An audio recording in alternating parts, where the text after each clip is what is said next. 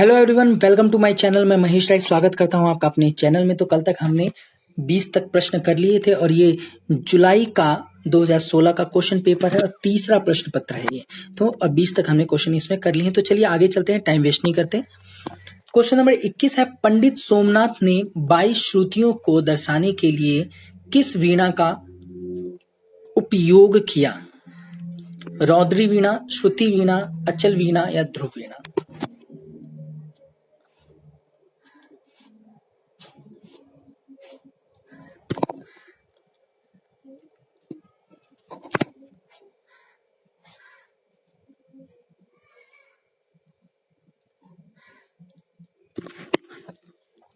तो इसका जो सही आंसर है वो है ए, रौद्री वीणा। ठीक है, देखिए क्या है।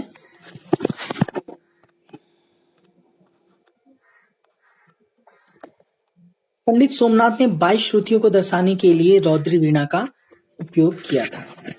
सोमनाथ ने कई विकृत स्वर माने हैं, शुद्ध 7 स्वर ही माने हैं। विकृत स्वरों के लिए तीव्र, तीव्रतर, मृदु आदि का प्रयोग किया है। सोमनाथ कृति राग विबोध 1609 ईस्वी में आया है ये। ठीक है, और 5 विवेक अध्याय हैं इसमें। 5 अध्याय माने जाते हैं, 5 विवेक अध्याय माने जाते हैं। इस ग्रंथ में 22 श्रुतियों को 22 पर्दे का विवरण है।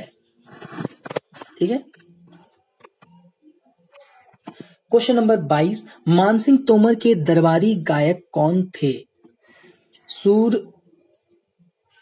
सूरत सेन, नायक बक्सू, गोपाल नायक, अदारंग?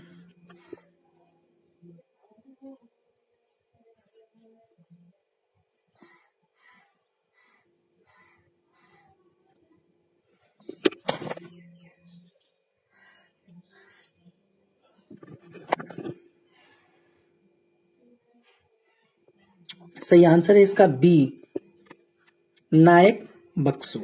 याद रखना, ये क्वेश्चन इंपॉर्टेंट है। ठीक है, मानसिंह तोमर के दरबारी गायक नायक बक्सू थे। राजा मानसिंह तोमर का जन्म 1485 से लेके 85 में हुआ था और इनकी मृत्यु 1518 ईस्वी में हो गई थी। अति गुणी संगीत विद्वान तथा ग्वालियर घराने के प्रतिष्ठाता थे। ध्रुपद गायन के पुनरुद्धारक वे प्रचारक के रूप में जाना जाता है। बल्कि इन्होंने ही इन्हीं को जन्मदाता इनका माना जाता है, ध्रुपद का। इनके दरबार में अनेक गायक एवं वादक थे, जिनमें नायक बैजू, नायक बक्सू, नायक चरजू तथा रामदास आदि उल्लेखनीय हैं। देखिए, ज्यादातर जो ये क्वेश्चन बनता है ना, तो उसमें जो नाम होता है वो नायक बैजू का होता है। ठीक है, तो इसमें क्या हुआ, इन्होंने क्या किया, नायक बैजू का नाम कहीं ना डाल के ये नायक बक्सू का नाम डाला है। ठीक है, चलिए आगे चलते हैं। क्वेश्चन नंबर 23, निम्नलिखित में से विषम को चुनिए। साइटेशन बी है आपका पेरेथेटिक्स नोट, सी है आपका सीनो पिप्स, डी है आपका लीडिंग नोट।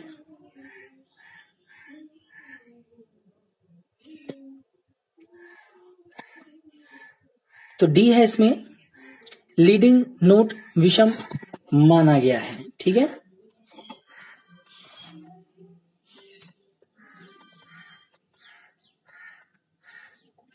ये सम्मिलित करना आपको सूची 1 सूची 2 आपको दे रखा है, यहां पे आप सम्मिलित कीजिए।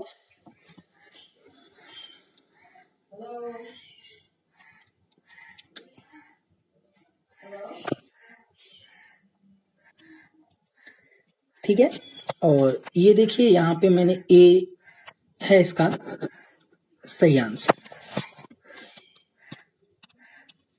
ए का 4 होगा, वृत्ति का हो जाएगा ताल मार्ग। बी का 3 हो जाएगा वृंद का संयोजन। सी का 2 हो जाएगा विसर्जितम का हो जाएगा हाथ का संकेत। विषमपदी का हो जाएगा ताल जाति। ठीक है,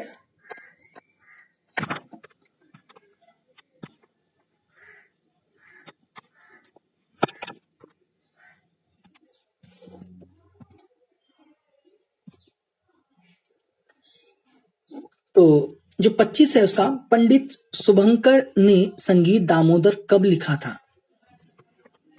ठीक है, इसका तो आंसर आपने पहले ही देख लिया।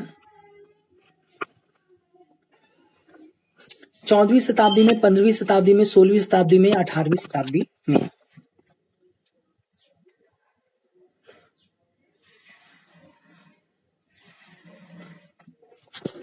सही आंसर है इसका संगीत दामोदर ग्रंथ 15वीं शताब्दी में लिखा गया। ठीक है, बी आंसर इसका सही होगा। इसमें 5 अध्याय हैं जिसमें भाव, विभाव, अनुभाव, नायक, नायिका का विवरण इत्यादि दिया गया है। इस ग्रंथ के मुख्य रूप से नित्य संबंधी ग्रंथ है ये। ठीक है, नित्य संबंधी ये ग्रंथ है। चलिए आगे चलते हैं। क्वेश्चन नंबर 26 है, स्वर में 4 श्रुतियां किसके समान होती है? तो ए है 204 सेंटर्स, बी है 200 सेंट्स, सी है 182 सेंट्स और डी है 150 सेंट्स। सही आंसर है इसका ए 204 सेंट्स। ठीक है, स्वर में 4 श्रुतियों और 204 सेंट्स के समान है। चलिए आगे चलते हैं। क्वेश्चन नंबर 27 है, भरत मुनि किसके प्रतिपादक हैं? रसवाद, सहस्रवाद, ध्वनिवाद या वक्रोक्तिवाद?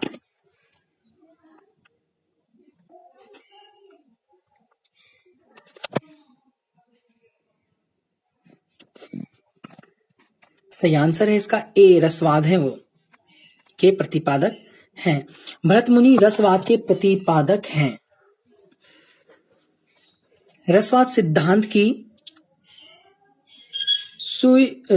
सुव्यवस्थित चर्चा सर्वप्रथम भरत ने नाट्यशास्त्र में की गई है। हाँ, रस का निरूपण नाट्य प्रसंग में किया है। रस की निष्पत्ति के बारे में भरत कहते हैं कि विभाव, अनुभाव, संचारी भाव के संयोग से ही रस निष्पत्ति होती है। भरत ने 8 रस को माना है। क्वेश्चन नंबर 28 है, कला के सभी रूपों में से सर्वाधिक अमूर्त रूप है? साहित्य, चित्रकारी, संगीत, मूर्तिकला?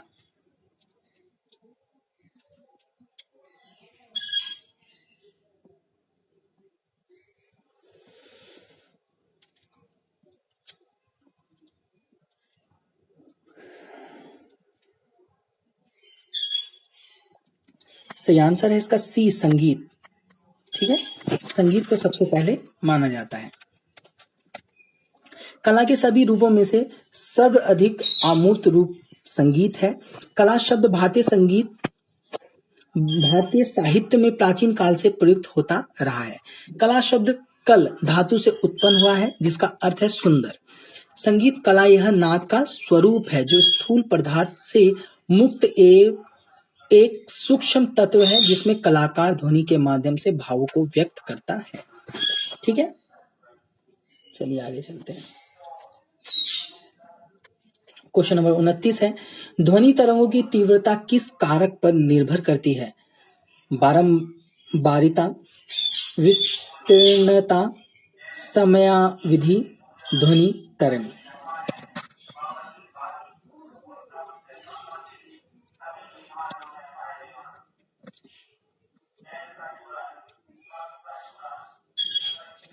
सही आंसर है इसका बी विस्तीर्णता।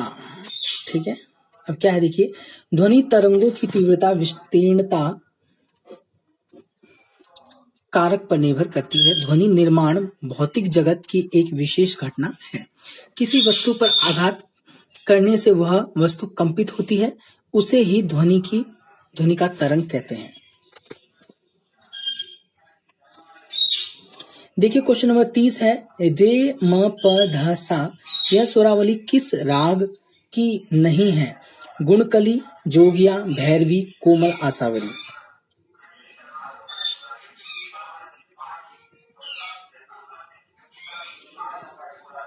तो इसका जो सही आंसर है वो है सी भैरवी।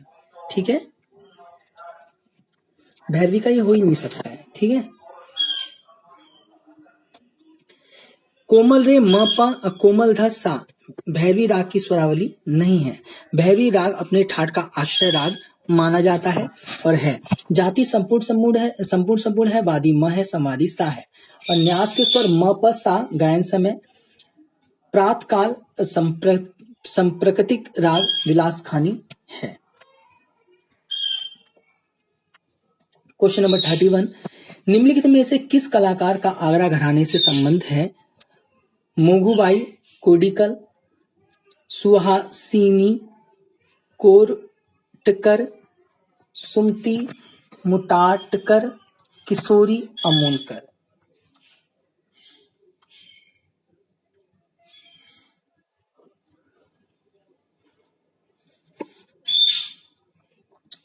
इसका जो सही आंसर है वो है सी। सुमति मुटाटकर आगरा घराने की कलाकार हैं। इनका जन्म 1916 को हुआ तथा इनके गुरु पंडित S.N. रतन जनकर थे। इनको 1979 में संगीत नाटक अकादमी पुरस्कार मिला और 1991 में राष्ट्रपति द्वारा पद्मश्री अवार्ड मिला। ITC अवार्ड 2001 में मध्य प्रदेश सरकार द्वारा कालिदास सम्मान से भी इन्हें सम्मानित किया गया है। इनकी मृत्यु 28 फरवरी 2007 में कलकत्ता में हुआ।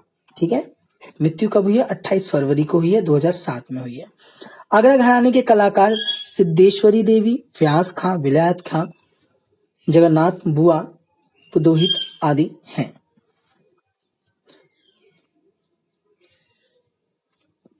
क्वेश्चन नंबर 32 है, वाद्य यंत्रों के उद्गम और विकास के अनुसार सही क्रम चुनिए।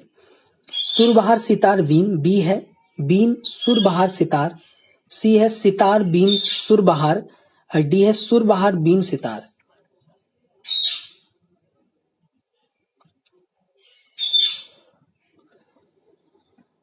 सही है इसका बी आंसर।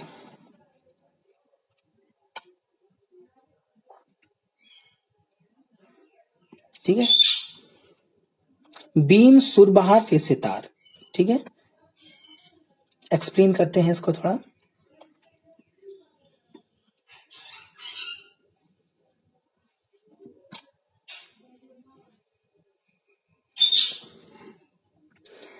वाद्य यंत्रों के उद्गम में सही क्रम बीन, सुरबहार, सितार है। वीणा, बीन प्राचीन तथा मध्यकालीन संस्कृत साहित्य में वीणा शब्द का प्रयोग तत् तथा तंतुवाद्य के लिए किया जाता है।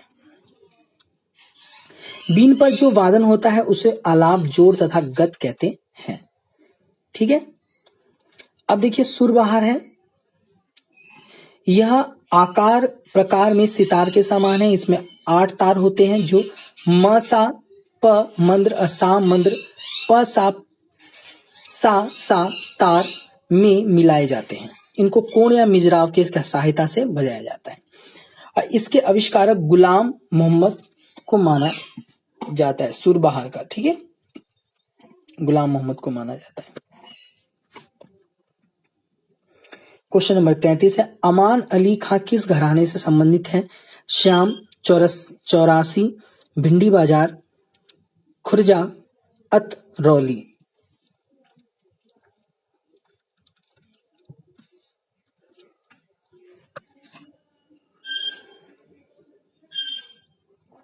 तो इसका सही आंसर होगा बी, भिंडी बाजार।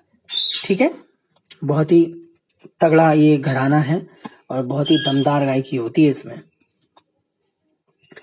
अमान अली खान भिंडी बाजार घराने से संबंधित हैं। अमान अली खान के गुरु छज्जू खां अंजनी बाई मालपेकर हैं। ठीक है, क्वेश्चन नंबर 34 है, अल्लाह दिया खां के पुत्र कौन है? हैदर खां, मंजी खां, वाजिद हुसैन, अजमत अली।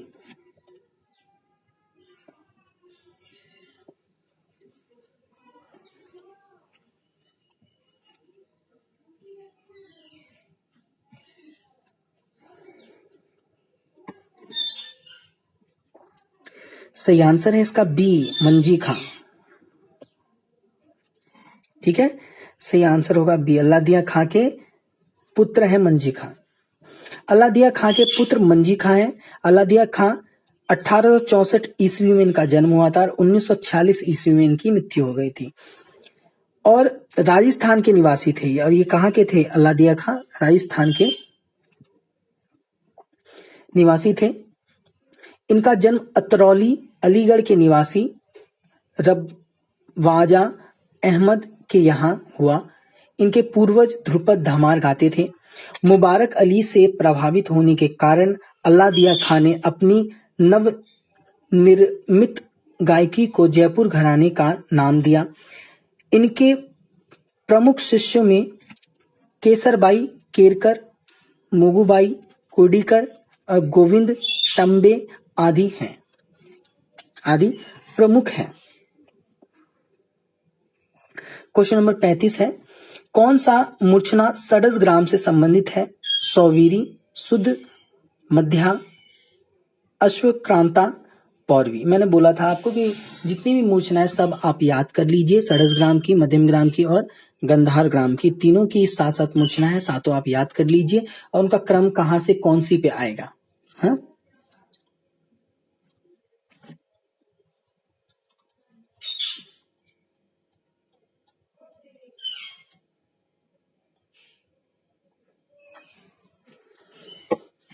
तो सही आंसर है इसका सी, अश्वक्रांता।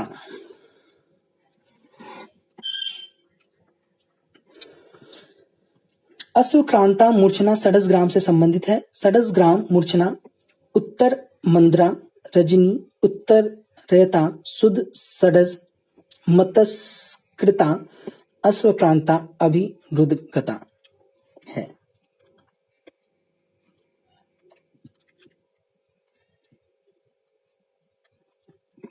क्वेश्चन नंबर 36 है, संगीत चिंतामणि का लेखक कौन है? लालमणि मिश्र, बीसी देव, केसी डी बृहस्पति, ओ गोस्वामी।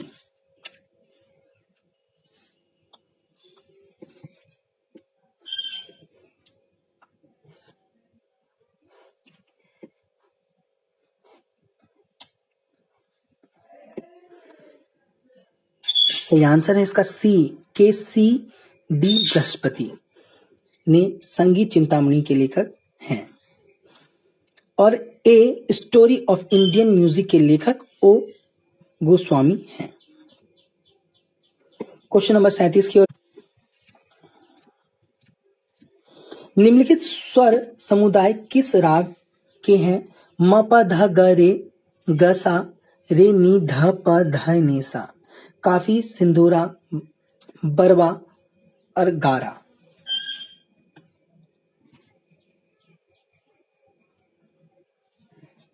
टफ है थोड़ा। सही आंसर है इसका सी, बरवा। ठीक है, बरवा और काफी ठाट का राग है। जाति षडज संपूर्ण, साडव संपूर्ण है ये। और वादी रे संवादी प, आरोह में रे वर्जित है। आरोह में क्या है? रे वर्जित है। और गायन समय दिन का दूसरा प्रहर है। ठीक है, क्वेश्चन नंबर 38 है, निम्नलिखित में से कौन सा युग्म सुम्मिलित नहीं है? आपको बताना है इनमें से कौन सा युग्म एक दूसरे से सम्मिलित नहीं है। ए है अब्दुल करीम खां और सुरेश बाबू माने। बी है विलायत खां, शाहिद परवेज। सी है महबूब खां और अता हुसैन खां। डी है रहीम सेन और अमृत सेन। देखो ये सब पूछा जाता है, गुरु चेला, पिता पुत्र, हाँ, घराने को लेके पूछा जाता है।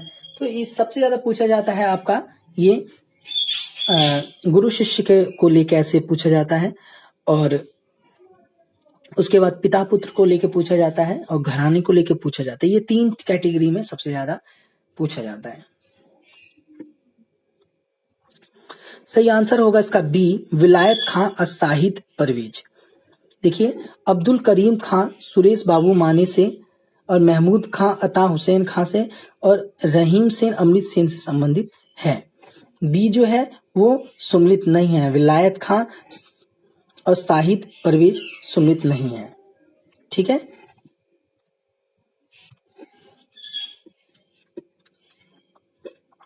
अभी क्वेश्चन नंबर 39 है, मध्यम ग्राम का सही श्रुति स्वर विभाजन क्या है?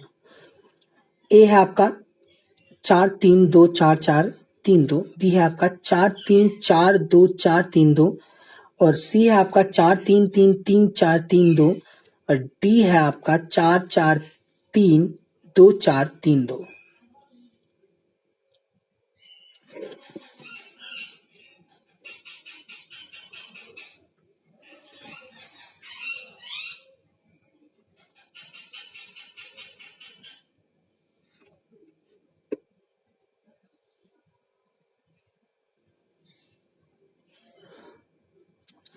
सही आंसर है इसका बी।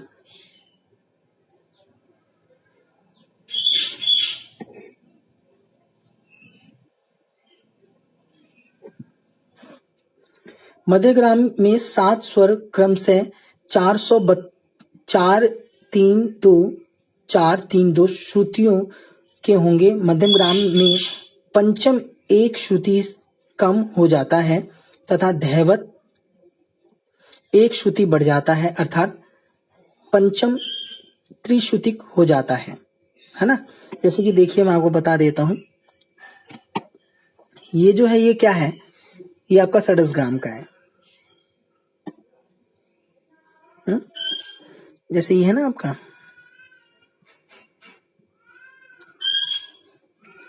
है ना, तो यहाँ पे ऐसे क्रॉस का चिन्ह लगा दीजिए, सेम और लिख दीजिए।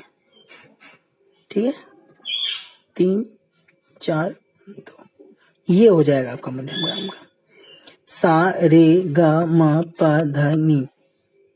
ठीक है, प जो होता है ना आपका वो 3 श्रुति का हो जाता है, ध 4 श्रुति का हो जाता है।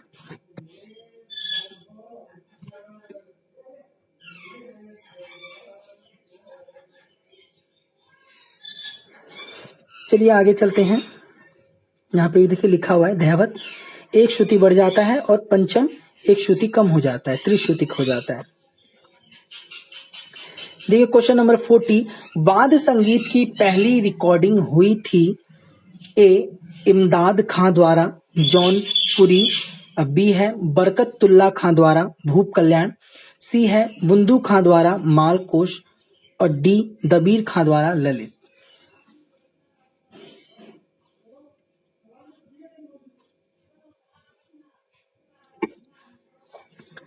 तो इसका जो सही आंसर है वो है बी, बरकतुल्ला खां के द्वारा भूप कल्याण। वाद्य संगीत की पहली रिकॉर्डिंग बरकतुल्ला खां के द्वारा भूप कल्याण की हुई थी। तो ये थे आज के हमारे 20 प्रश्न, और फर्स्ट वीडियो में 20 प्रश्न हो गए थे, 20 प्रश्न ये हो गए, 40 प्रश्न हो चुके हैं, 75 इसमें प्रश्न है। तो 2 वीडियो क्लासेस की और होगी और ये क्वेश्चन पेपर हो जाएगा कंप्लीट। तो मुझे उम्मीद है आप सभी को अच्छा लग रहा है तो चैनल को सब्सक्राइब कीजिए, लाइक कीजिए, बेल आइकन को प्रेस कीजिए। कोई भी प्रॉब्लम होता है वो कमेंट करके आप पूछ सकते हैं। बाकी हमारा टेलीग्राम है, टेलीग्राम से अगर जुड़ना चाहते हैं तो जुड़ सकते हैं, उसका मैंने लिंक डिस्क्रिप्शन में दे दिया है, वहां पे डायरेक्ट जुड़ सकते हैं। जितनी भी गवर्नमेंट जॉब, प्राइवेट जॉब, जितनी भी चीजें होती है और मुझे पता चलती है वो वहां पे मैं अपडेट करता रहता हूँ। बाकी आपके पास कोई भी प्रॉब्लम होती है तो वहां पे काफी लोग हैं, आप वहां पे पूछिए, आपको आंसर मिल जाएगा। ठीक है, तो आज के लिए इतना ही। बाकी आप चैनल को सब्सक्राइब और शेयर जरूर करें। तो थैंक यू एवरीवन, जय हिंद, जय भारत।